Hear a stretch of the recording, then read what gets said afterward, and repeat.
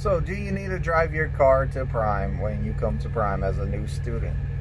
The answer is no, you don't need to drive your own car.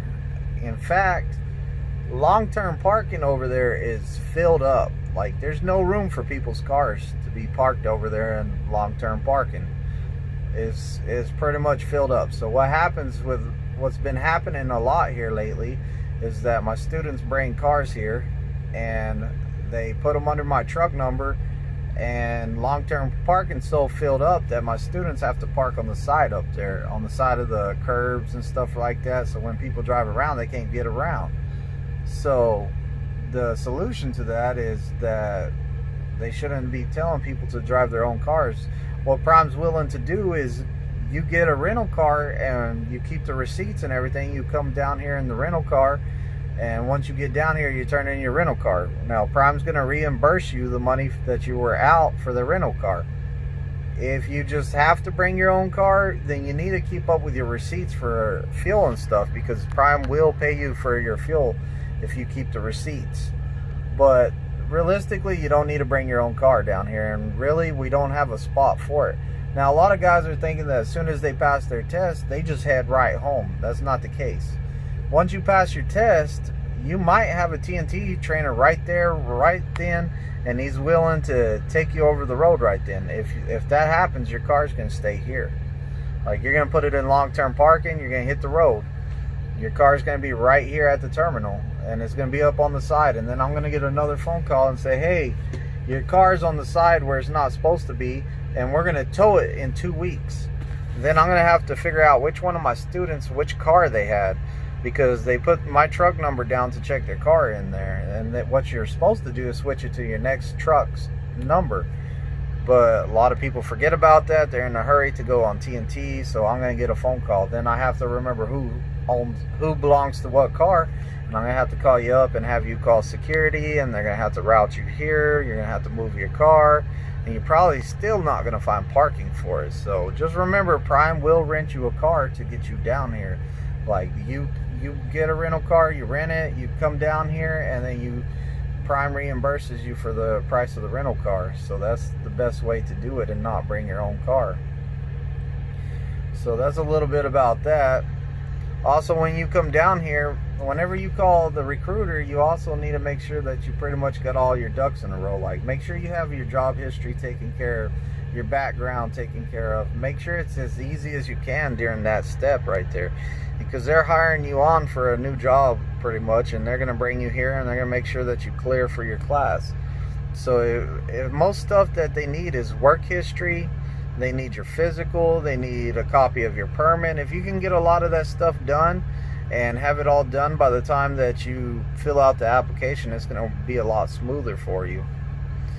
So just plan ahead and keep everything in line. That way you're not having a bunch of issues. Like, people are getting sent home all the time because they get the intro state permit and the intro state medical card.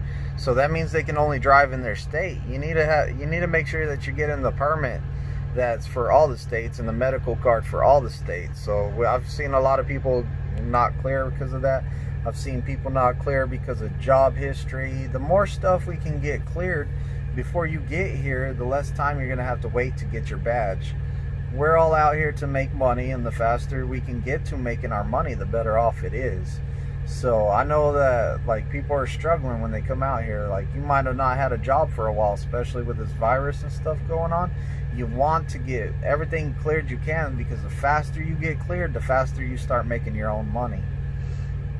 So that's just what I wanted to talk about a little bit today is, do you have to drive your personal car up here? And the answer is no. Get a rental car. Your recruiter should tell you that you don't have to drive your own car here. So if your recruiter tells you that this parking lot up here, long-term parking, is empty and like there's a lot of room in there to park your car, it's not true.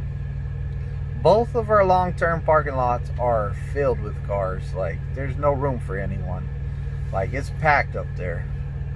So just remember, if you can get a lot of stuff taken care of and you don't have to bring your own car, you can afford to get a rental and get reimbursed the money for the rental, that's your best bet.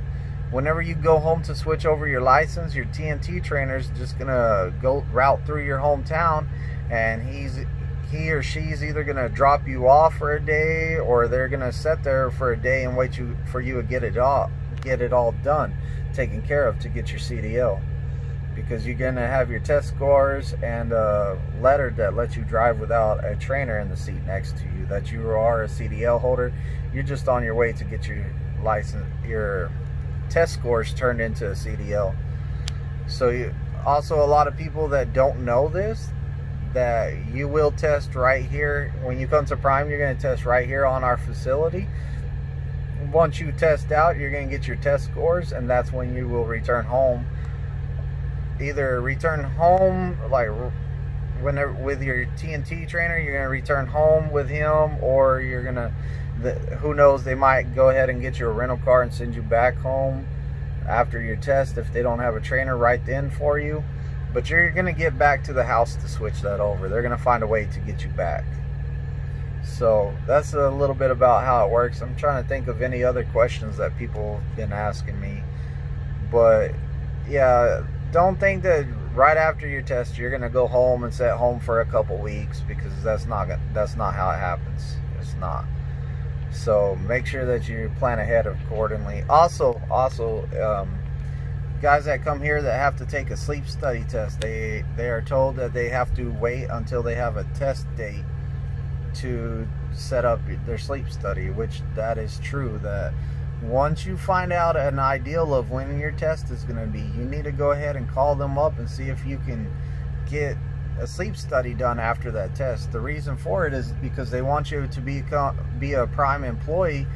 That way, when they cover the cost of the sleep study, they can just go ahead and set up a payment plan through your check. Maybe pay so much money each week until it's paid off, or so be it, something like that. So they want you to be a Prime employee. So you need to find out when you take your test, because as soon as you take your test and you pass that test, you're now hired on at Prime. Until then, you're not hired. You don't have a job yet.